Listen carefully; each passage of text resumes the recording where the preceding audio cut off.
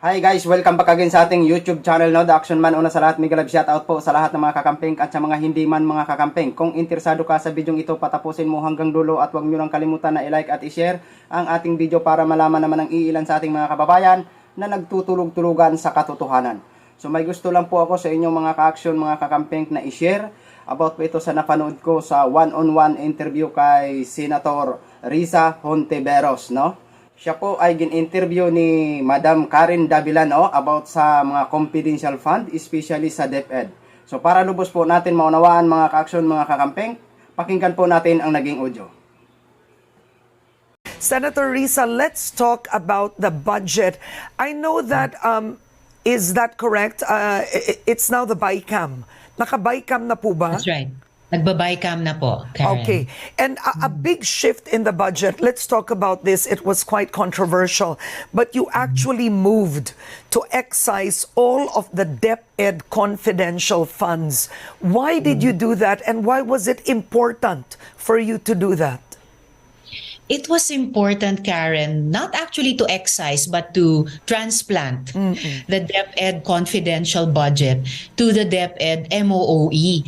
Yung item nila, para sa mga programa nila. Because, for two reasons. Una, hindi naman mandate ng DepEd gumawa ng mga confidential or for that matter, intelligence operations, lalo na nasa gitna tayo ng education crisis, and DepEd itself also needs more funds para sa kanilang mga programa to address this crisis, to address learning poverty, to address the long-standing issues and needed reforms pagkatapos ng shift natin sa K-12. Lalo na't palabas pa lang tayo sa pandemic at nasa gitna pa tayo ng resesyon.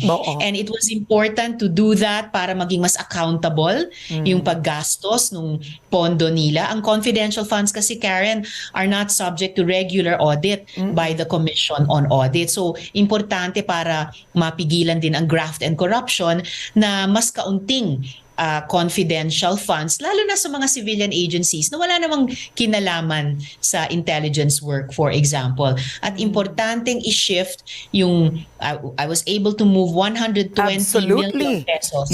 Opo, 80% of the 150 million originally requested by DepEd for its confidential funds to its one of its MOOE programs on safe learning institutions. At salamat muli kay Finance Committee Chair Angara at Minority Leader ko Pimentel at lahat ng mga kasama namin sa majority who supported this move. I'd have to say the Senate really acted on this one, considering the request of DepEd for confi funds was at 150 million. It's now down to 30 million.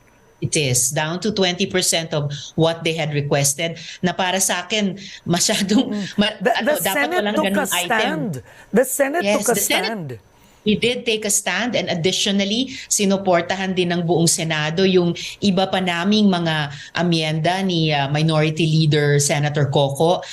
We got a general provision in that all agencies with confidential and intelligence funds should draw up a work plan for the use of these funds, at obligado rin silang at the tail end to submit quarterly reports to both houses of Congress kung paano nila ginastos ang mga confidential at intelligence funds na ito. Okay. Now, I wanted to ask you, noticeably, I mean, we've seen the confidential funds of the Office of the President grow through the years.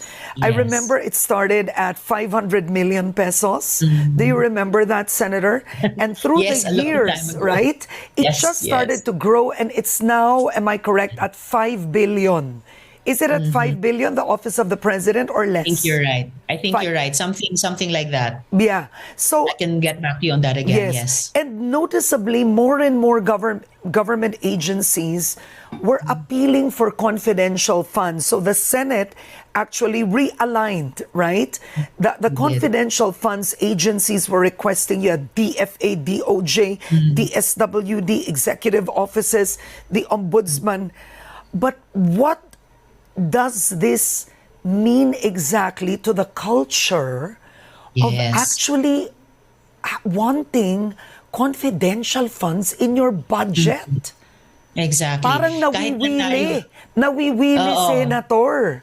Actually, that's a really important observation, Yeah. Karen. Kasi kahit tignan mo yung mga budget ng ibang mga bansa o ibang mga gobyerno sa mundo, not everybody has confidential and intelligence funds, or not everybody has CIFs to this magnitude or at least proportion of their budgets. At kahit tignan natin siguro yung budget history natin dito sa Pilipinas, apparently this practice of having confidential and intelligence funds kahit sa mga civilian agencies would date back to a particular presidential decree. I forget the exact number now. So isa rin itong legasiya ng batas militar, ng diktadura. And it is something now embedded, if I'm not mistaken, in our administrative code. So, interesante at palagay ko importanteng pag-aralan natin or at namin sa Senado o sa Kongreso. Are there also budget reforms we can introduce by way of course, legislation, yung amendment sa administrative code man yun or sa iba pa, para it's kahit sa households natin, di ba? Wala naman tayong confidential funds And sa household budget. what makes this, what alarmed me when I was reading it is, why is it that these civilian agencies think that they can now ask for confidential funds? Yun na nga. Yun yung bahagi nung sinabi mong nawili na yata kami sa gobyerno. And maybe it's not a healthy habit that we've developed over the decades. And maybe it's healthier sana yung nagawa naming pag-realign ng 120M from DepEd Confi to DepEd programs, safe learning institutions. Baka it's a step in the right direction to surface more of the government funds. After all, ang government funds ay taxpayers' funds. To surface more of them in the annual budget para subject sa regular COA auditing, subject din sa regular citizen examination to make more honest brokers of us in government over time. Na dahil alam naming i-audit yung budget na ibinigay sa amin ng taxpayers, mamamayan at ng Kongreso, na we will be more transparent and accountable. At maikikwenta namin yon every year sa COA ng maipagmamalaki namin at hindi ikahihiya. Of course, ibang usapin yung intelligence funds ng mga ahensya natin and I say the professionals na talagang may kinalaman, for example, sa national defense or yung armed forces or yung national police. But even they, dito sa Pilipinas, and I think lalo na sa ibang mga bansa, have long-standing practices kung paano, or at least paano dapat maging accountable para sa pondo yun. Now, very quickly, speaking of accountability, Congressman Paul Daza actually, he also exposed a particular issue of the DICT downloading budget that was allotted for broadband, downloaded to other agencies for them to help the DICT. So I think 1 billion was downloaded to the MMDA, a few other 100 millions to other agencies, and it's supposed to help the DICT with its broadband. Is that allowed by law in terms of disbursing the budget? Well, that's I thank Rep. Daza for pointing that out. So ngayon with Congress's oversight function, dahil sa amin yung power of the purse, proper na i-follow up namin yung observation niya by asking, were these monies downloaded by DICT within its budgeted for programs within its line item budget? May line ba sila na to download to other MMDA agencies for their ICT programs? But can that be done? I mean, because of course we're all familiar with the Supreme Court decision on the DAP, right? Yes, but then does this fall under that, Senator? Because that was part of our discussion. Can you actually download to another agency, which is what the DOH did to the diba? It's a very similar. Yes. Yung pinasa mo yung trabaho to another agency. Correct. Pwede ba yun? Correct.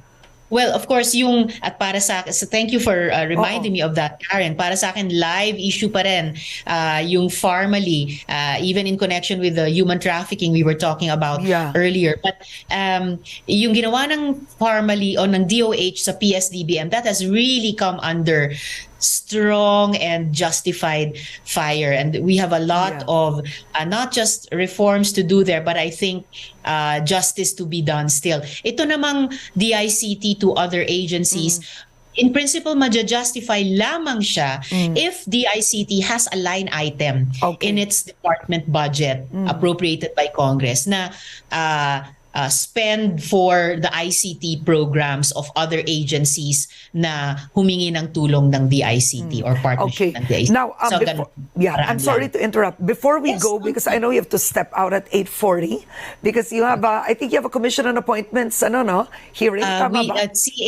CA has a fantastic event on against violence against women and children. So papunta ako roon. You mean the Court of Appeals? Or No, the the Commission Commission on Appointments. Okay. Yes. All right. The Now, very anti-violence quickly, all the senators agree that health workers deserve a pay increase. Pero ang tanong, saan ito, Senator, is it even possible? Because I think in the deliberations, you have... they want, I think, 33,000, a minimum monthly pay of 33,000. Tama ba ito, ma'am? Yes. Saan kukunin ang pondo po? Yun yung magiging trabaho ng Kongreso pa rin, kapartner sa DOH, because that was passed into law. So entitlement nila sa ilalim ng batas. Pero sa gitna nitong masikip na fiscal space, kailangan magkutkut kami sa budget. Nasaan posibleng merong undisbursed funds ng DOH, saan sila may savings in terms of compensation for healthcare workers, lalo na nung mga unang taon ng pandemya. So what is owed is due, and trabaho ngayon ng DOH ibayad yon sa mga healthcare workers sa public sector, at sana mag-oversight din sila sa kalagayan ng ating mga healthcare workers sa private sector at sa ating mga LGUs, at continuing obligation din ng Kongreso. Hanapan nyo ng pondo, because we're not just talking of year 2022, may mga utang pa sa kanila from 20.